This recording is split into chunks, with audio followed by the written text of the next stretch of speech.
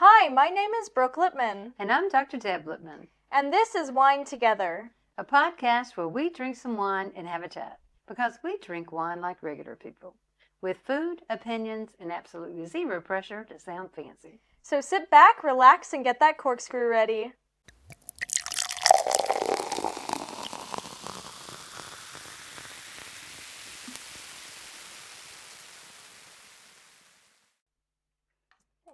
Cheers. Oh, I assume we say cheers. We didn't look it up. Oh, We they have- speak English in South Africa. Okay, never mind. I don't know Actually, I don't So- know Afrikaans. I wonder. Let's Yeah, see. I don't know Afrikaans either, so we're Let's going to look see, that up let's while see. you're here with us. We have a South African wine, if you saw from the Instagram post. New Year's. Okay, it looks like Gesondheid. So almost like Gesundheit. Almost like Gesundheit. but Okay. Gesondheid. Gesundheit. I like it. You know, it's Yep. got a little German flavor to it. Okay, Mhm. Gesundheit. That's nice. That's very Mhm. nice. We kind of knew that one. Oh, actually, I think Afrikaans does take a lot from Dutch Okay. because it was a Dutch settlement. Okay. South Africa was a Dutch settlement Makes for a long sense. time. And when we talk about the food, I'll talk about that. Okay, absolutely. Yeah, and I can't wait to get to that because that was just such a treat. I did read up that South Africa has this long, rich tradition with wine. Okay. I wasn't sure, because I've had one opportunity to drink South African wine, and I wasn't crazy about it. And so when we looked at this, again, we went for inexpensive wines that you could just take off the shelf. And this one was like, I loved it because it had an elephant on the bottle. It was called Balance, and as most of you who saw the Instagram post saw, it absolutely has a very good balance to it. Now, no, that's not why they named it there. They went with a play on the photo that's on the wine bottle. It's like an elephant on a ball or something like that. And so, I thought it was really good. And, my first sip, I don't know if anyone else has already had your first sip. That's fine. You can share it with us if you did. Sorry, I wanted to swirl that a little bit in my mouth because it is a white one. Good swirl, and I have to say, it's sweet, but not too sweet. Mm-hmm. And that was the thing. Here it is. Spring has really kicked in here, and so it was fun to have a white wine, and it's crisp and sweet, and I definitely. Wow, what fruit? Other than grapes, I know. Your dad always says, "Tastes like grapes." Yeah. He says it every time. Tastes like grapes. There's other fruits. I think there's some pear in there, maybe a little bit. And that one, not honeydew, like the star fruit or jackfruit, like maybe a little jackfruit. Absolutely, yeah. That's good. That's good. Because the other night when we were drinking it with the food, I kept getting apple, and I said, it's kind of like a sweet apple. But I think that was because of what we had it paired with, and I can't wait for you to talk about that because it was absolutely stunning. But this particular wine, this one was a young wine, and it was so funny because, I've learned, through this podcast and, all the reading that I do about different wines, anytime we have a young red wine, I decant it. But you don't have to decant a young white wine, because you want that crispy fruit, flavor. And so you don't really kind of need to introduce a lot of air to it to kind of bring everything out. And so I thought that was a fun thing to learn is because when I saw the date on it, when I saw the vintage, I thought, I wonder if I'm going to have to decant this. So I kind of did some research on it and looked it up. And no, I didn't have to. And it's because it was a white one. And I like this little sweetness that, we have because I can sit out on the balcony and listen to a podcast or listen to my music and watch my lights come on as the sun goes down because we have such a perfect view in the, well, most of the year. There's even beautiful views in the winter when the clouds lift. So, it's such a good, peaceful setting for me. And this is a very peaceful feeling wine. I like it a lot. Yeah, I was going to say it's very understated. It is understated, and it's one you don't have to take so serious. Yeah. I take a lot of wine serious, and I know that's silly. I know people think she's crazy. Yes, maybe so. I do take my wine serious, but this one I don't have to. Mm-hmm. And I can't wait. The next one also we don't have to take too serious, and I'm kind of excited about that show. But we'll hold off on that. That's going to be a lot of fun. I didn't feel like this one because I tasted it. I kind of snuck a little sip before before you served the food, and before I took the photo of the food with the bottle, and I was like, oh, it's kind of sweet. I wonder what the food's going to be like with it. And wow, what a perfect pairing. I mean, perfect pairing. Yeah. Did you say underrated? Understated. Understated. Okay. Yes, I think that you're taking the lead on that one, and I like that because, when we were looking at the wines, I said, oh, South African. My experience with the South African white wine wasn't that good, but that was years ago. And I'm so glad we got it. I'm so glad we didn't listen to my first instinct on that. I also really wanted to try a South African meal, so I was excited. Well, you picked a great one. You cooked it well. I said cooked it because I wanted to put, pick and cook it, all together. But I think a lot of sweet wines are understated, underrated. I think this one's not even that sweet. I think the flavor, it's not as bold as other wines we've had. Like most of the wines we've have a really bold flavor, and this one doesn't, and I think that's nice. I think it's very nice too, especially like I said with if you just want peace. I have been judgy of white wines before. Okay. And this one, I was kind of judgy, like I said, when we were looking at the bottles. I was like, I don't know if I want to do this. But at the price, the price was right. I'm telling you, the price was right. Were we under 3 francs on this one? No, I think it was 4. Just around 4 or something. Okay, so around 4 francs for a bottle. And we were like, okay. And we had been told about this place where we could get a lot of Swiss wines, very inexpensive. And then we found the South African ones. And I can't remember if we found... they had Portugal. Portugal. Yeah, we had a Portugal one. And there's also one there I think this is when your dad and I were looking at this store just a few days before you and I went and picked up the bottles. There's the Österreich one. Or Austria. Sorry. German comes in. There's the Austrian one, the Zeit, whatever that we had before. That one was there, and I thought, okay, well, I might be able to find quite a few good wines here for very good prices. And so, it's like a little farm store, but it's a lot of fun to go to. And I thought it was a lot of fun. I thought it was excellent that we could find wine at those prices. And then when we tasted it, I was like, oh, I can't wait till we're going to really dig into a lot of other wines. And, it's so funny because the week before we had gone to that expensive wine store. And spent a lot of money on just a couple bottles of wine. And then this one, we bought a lot of bottles of wine. In fact, we had so much that we were both, we had to limit ourselves. Because we were carrying it ourselves in backpacks.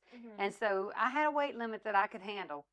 And Brooke could handle a lot more than I could, but she didn't have the space in her bag.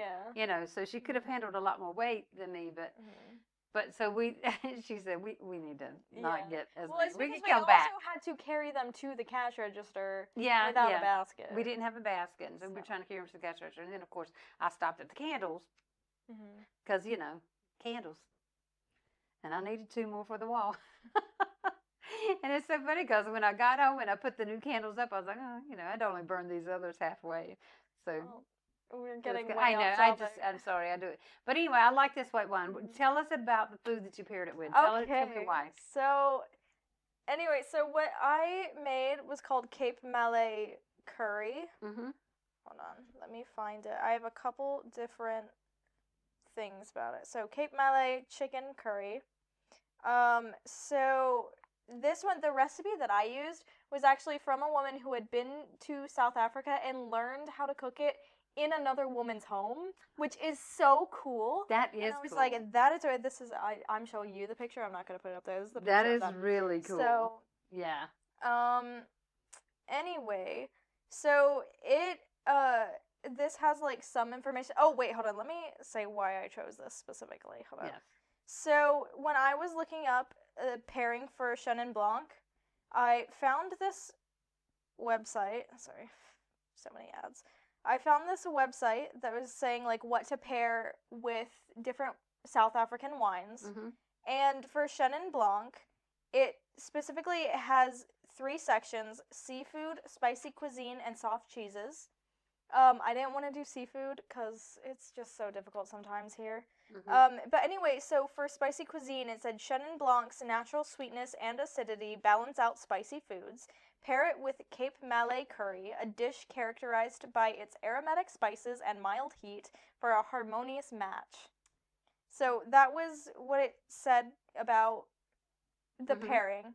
And so when I looked up the website, you know how like those all recipe websites have like everyone's life story or whatever? Yeah. I actually really did. I did read her story about learning how to cook it and everything, and like what Cape Malay food is specifically.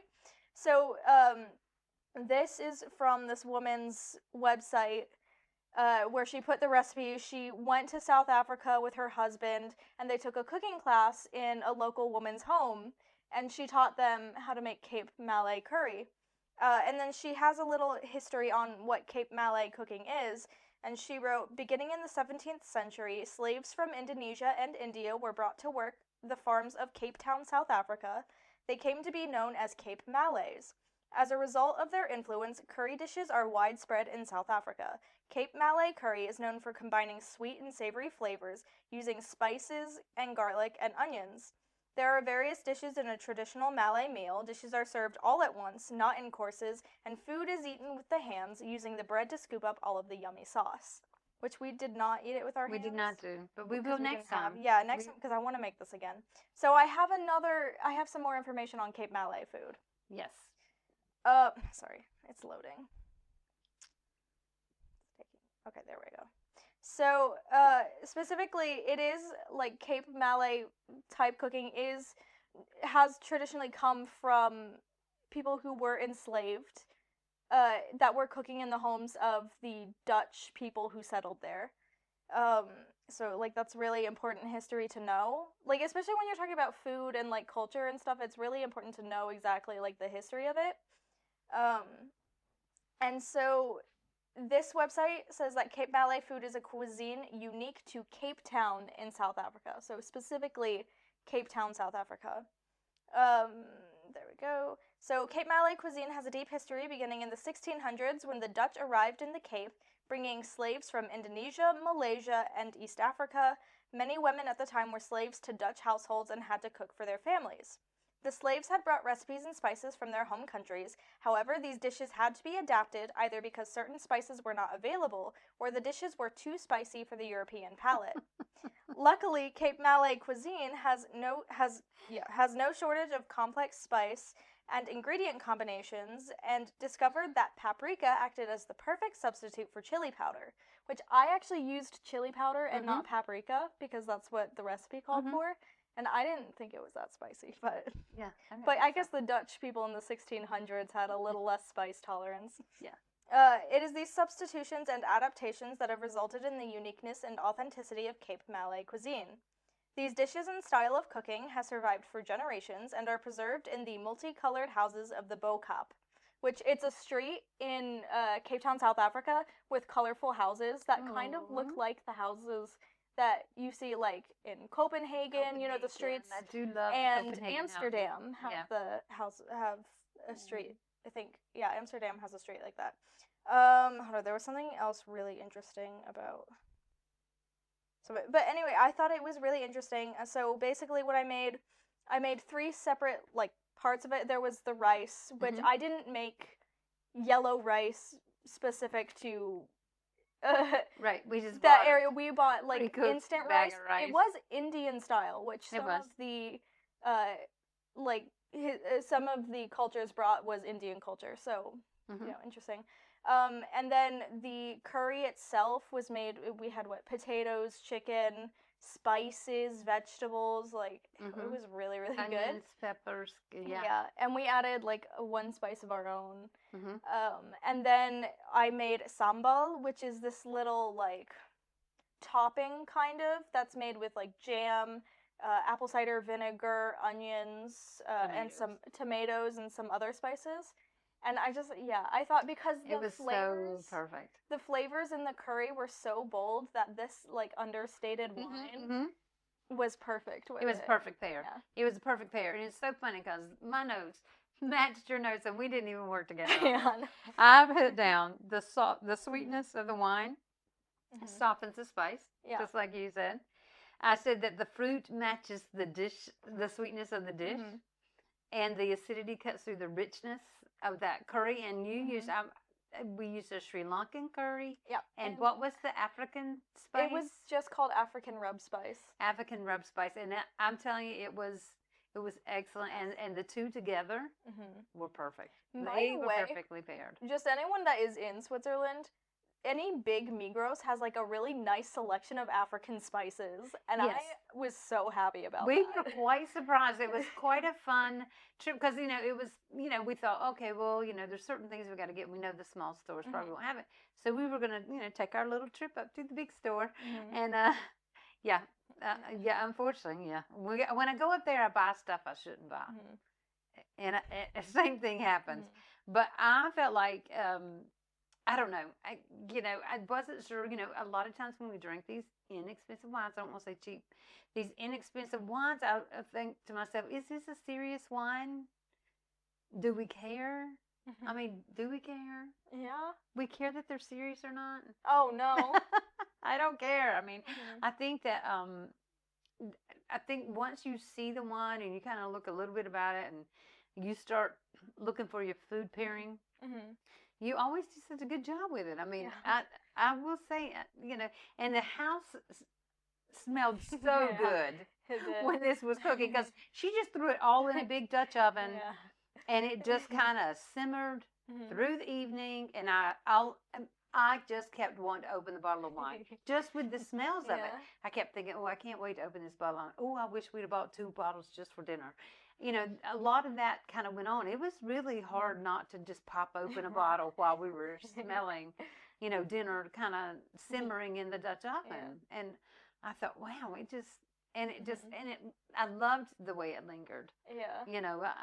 It was really, really good. I do love curry. Curry is like one of my favorite foods. Yeah. Like anything curry, So I did do a little bit of, because I was curious about, South African wines. So I did a little bit of, I asked around, is it, a new tradition or, is it a rich old tradition? It's a very rich old tradition in South Africa. The winemaking is, I mean, back to the 1600s. Well, we know what happened then. Brooke just gave us that little history. And the first vines were planted around 1655. So it's actually one of the older new wine regions, so I thought that was really interesting. So some people would call it new, but, they have a good rich tradition that, dates way back. And so, but during the apartheid, South African wines were boycotted internationally. So these people got to hoard them all to themselves, and they really learned how to, bring the best out of that grape with their terrain. And I think that they learned a lot of good skills because once these wines re-entered the global market, the craft was perfected, with the soil that they have, and it just, I think that, they were kind of, like you said, they wouldn't necessarily call it old wine country, but it's just getting a newer global spotlight, and I'm so glad that we got to have some of it because there also is a Balance red wine. I don't remember it's the Pinot Noir. I don't remember what it was, but I'm going to go back and get that because I definitely want to try that one because especially if we do a late evening meal, that'll be a lot of fun. I think that, I think these wines are very drinkable. I mean, look, I know what y'all are all thinking. Deb, everyone's drinkable to you, but that's just not true. There are a few wines, just a few, that I don't like. And but these I like these. I like them a lot. So I think we should have another sip. Okay. What is Gesundheit? Gesundheit. Gesundheit. Genau. Good. Yeah, Afrikaans is actually really similar to Dutch. Because, again, the history of South Africa. Yeah, and you know what vintage was this? Was this 2023, 2024? I don't know. It's young. I just remember it was a very young wine, and that's the reason I thought, oh. But I have to say, this is perfect. It's a perfect young wine. It's good. This one you don't have to wait years. And yeah, we got one that we're going to go hide in the basement, but because we know for sure that it's good old, but going to hide it from ourselves for a few years. I think that the warmness of the climate helps that fruit ripen, and and then of course they have the ocean influence for good fresh acidity, so it's flavorful and not heavy. I guess that's the best way. That's what I wanted to kind of end with is flavorful. It's not heavy. It's drinkable, and I love it. Anything else from you? I don't think so. Yeah, I just found the food really interesting. Yeah, the food was fantastic. You did a great job with that. I will say, I really appreciated that. And yeah, I mean, I like chicken with just about anything, but those particular spices, that Sri Lankan curry, along with the African rub. Oh, yeah. It was really good. I was actually really worried Dad was not gonna like it. Yeah, I know. He loved it actually. Yeah. So, last thing, just know that South Africa is not new to wine. It's not new to the wine trade. They're just kind of probably newly appreciated. Certainly from me, they're newly appreciated. And so, I'm glad that, it's not one of those that, has to sit in barrels for years, to age perfectly. Because this one is good. I love it. Yep. Okay. That's all I got. Yeah. I think that's kind of all I got, too. Yeah, I wouldn't save this one. I'd go ahead and drink it all. In fact, I think I will. Yeah. We'll be back next week with a new bottle of wine and a new food pairing. In the meantime, if you want to join the conversation, you can follow us on Instagram, TikTok, and Blue Sky at Wine Together Pod. Join our Facebook group, Wine Together Podcast. And if you don't want to miss out on all our regular weekly episodes along with all of our bonus content, you can find us wherever you get your podcasts, as well as liking, subscribing, and commenting on our YouTube, Wine Together Podcast. And you can also send us an email, winetogetherpodcast@gmail.com.